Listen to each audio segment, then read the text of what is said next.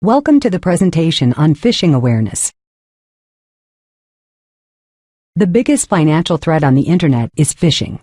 Every day, hackers attempt to gain access to a target's financial information and possibly even steal the target's identity. With new technologies and abundant social networking forums, phishing methods are constantly evolving. Hackers are no longer simply targeting individuals for financial gain.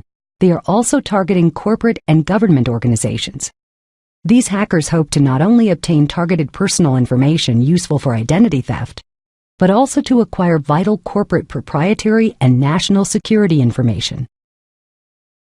Phishing, a type of social engineering, is a high-tech scam that uses email or websites to deceive you into disclosing personal information useful in identity theft, such as your credit card numbers, bank account information, social security number, passwords, or other sensitive information. Phishing can also be an attempt to gain access to your computer or network by requesting that you click a link to download a document or visit a website. For example, an email from someone who claims to be a system administrator asking for your password or prompting you to click on a link within the email is likely to be a hacker trying to gain access to your organization's information system. Having your private information stolen through phishing places you and your organization at great risk. Phishing may not only result in identity theft and financial loss, phishing may also jeopardize the security of your organization's information and information systems. To avoid or minimize these losses, you must be able to recognize phishing attempts to avoid being scammed by them. This presentation explains what phishing is, gives examples of different types of phishing, and provides guidelines to enable you to recognize attempts at phishing so that you can take the appropriate actions to avoid these attacks and their consequences. This phishing presentation focuses on two methods of phishing. You've heard about email scams that fool you into using links to malicious websites or opening attached documents with malicious code. Another method of phishing that you may not be familiar with uses a browser attack process called tab nabbing. In a tab nabbing attack, a hacker takes control of your web browser to gain access to your personal information. In this presentation, you will see examples of both of these methods and learn how to avoid becoming a victim of phishing. In order to fully understand phishing and how it can impact you and your organization, you should be aware that there are different types of phishing. Phishing is usually an email sent to a large group of people that attempts to scam the recipients. The people the message is sent to do not generally have anything in common. Spear phishing is a message sent to a smaller, more select group of targeted people or to a single individual. Whaling or whale phishing is a highly personalized message sent to senior executives or other high-level officials. The next topic will show examples of all three types of phishing. Let's take a look. Phishers try to trick you by using an email or pop-up message as bait or lure. The email or pop-up message usually claims to be from a business or organization that you deal with, exploiting the credibility of a legitimate company or organization. For example, phishers may pose as your internet service provider, bank, online payment service, or even a government agency. The message or lure usually says that you need to update or validate your account information. It might threaten some dire consequence if you don't respond, or it might promise you some type of reward, such as money, a trip, or electronics. The message directs you to a website or hook that looks just like a legitimate organization site, but is not affiliated with the organization in any way. The purpose of the bogus site is to trick you into divulging your personal information, which is the catch. If you are a victim of a phishing scam, you are at great risk of identity theft. Phishers can use the information they obtain to steal your identity. They can then open credit card accounts, take out loans, or drain a bank account without your knowledge. If you get an email or pop-up message that asks for personally identifiable information, or PII, financial or system-related information, do not reply or click the link in the message. Just delete the email. Legitimate companies do not ask for this information via email. If you are concerned about your account, contact the organization using a telephone number you know to be genuine. For example, you can use the number provided on the back of your credit card.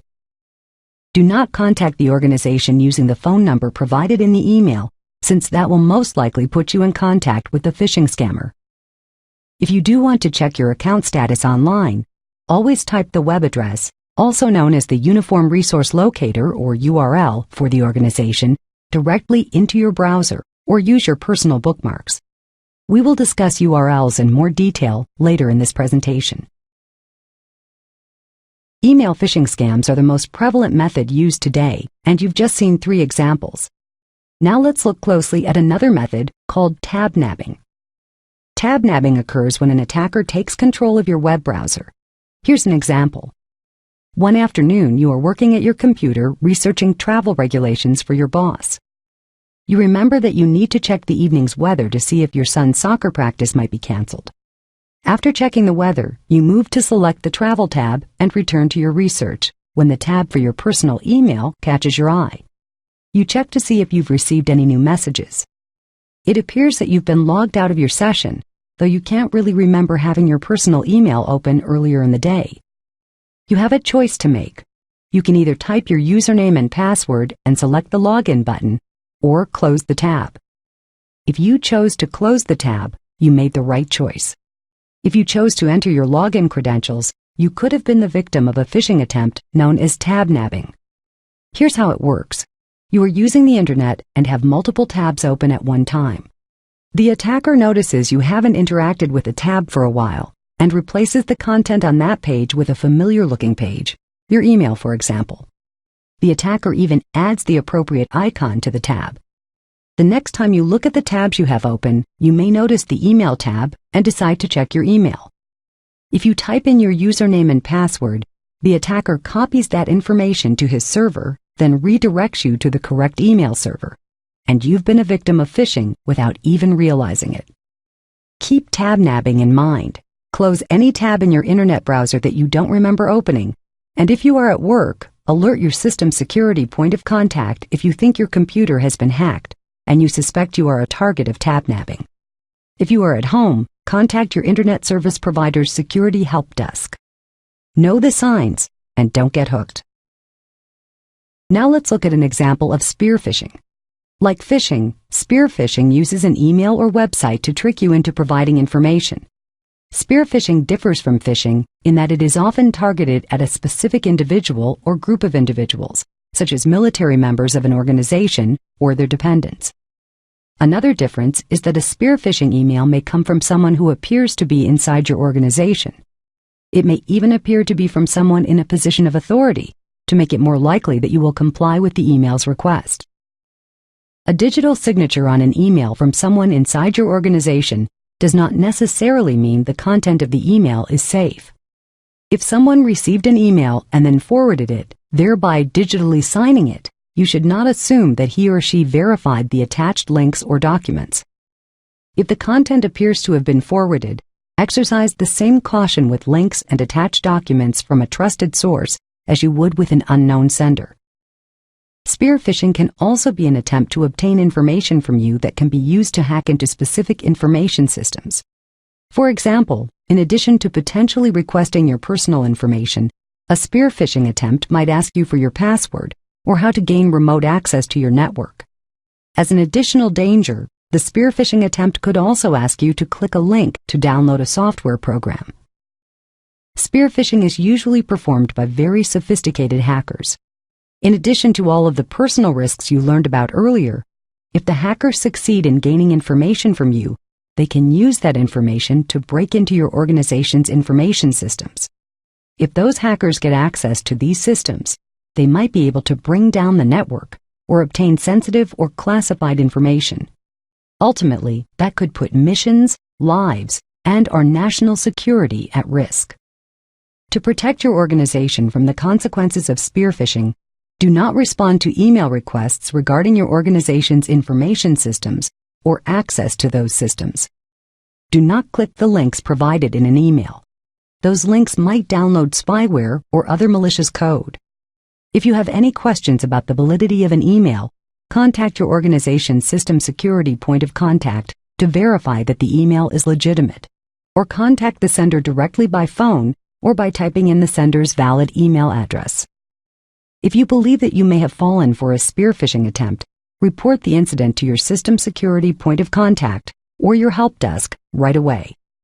Remember, any email request for personal or system-related information, even from inside your organization, is most likely a fake. When in doubt, don't click the link.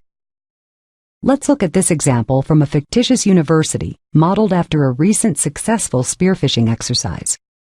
You receive an email that appears to be legitimate from someone inside your organization who appears to be in a position of authority. The email asks you to click a link. The subject of the email tells you this is something you don't want to ignore, so you are tempted to click the link.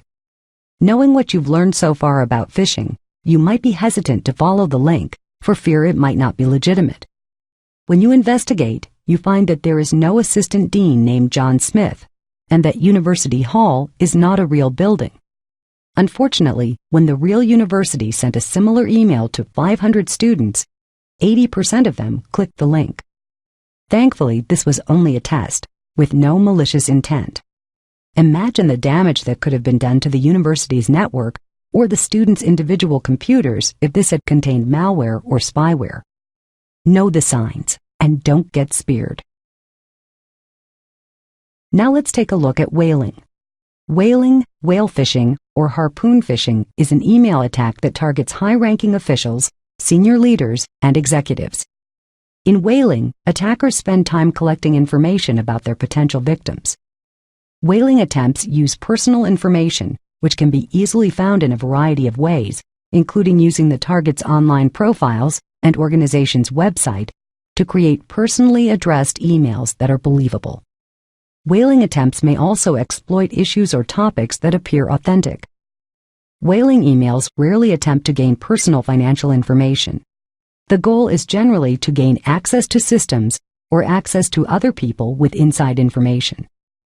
Clicking a link or downloading a document in a whaling email could install malware that tracks keystrokes and captures passwords and other information on the user's computer.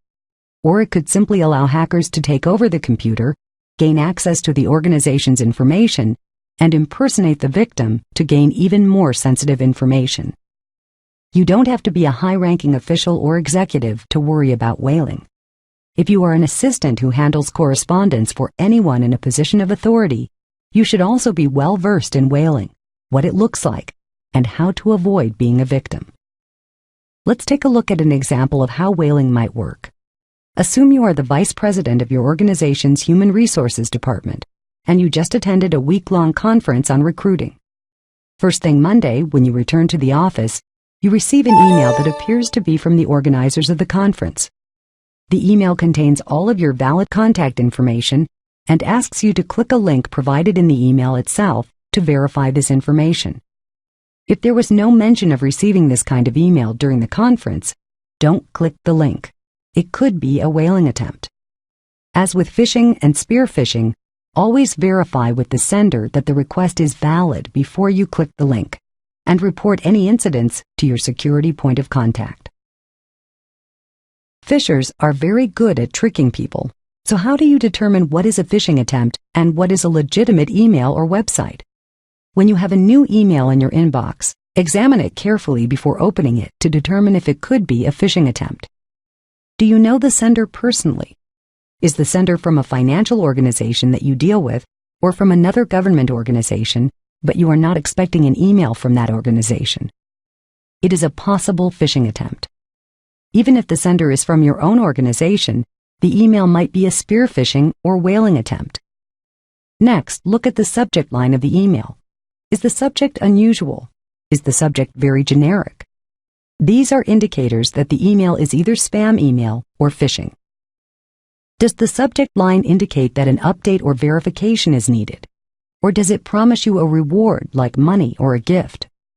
All of these are indicators that this is a phishing, spear phishing, or whaling attempt.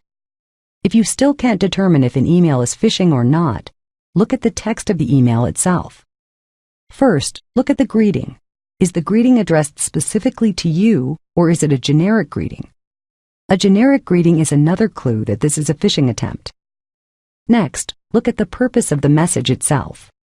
Does it ask you to update, verify, or provide PII or information related to your organization's information systems, either directly or by clicking a link? Does it promise you some kind of reward or threaten dire consequences if you don't comply with the request? These are all reasons to suspect phishing, spear phishing, and whaling. Finally, are you directed to click a link provided in the email to provide information or download a document or software?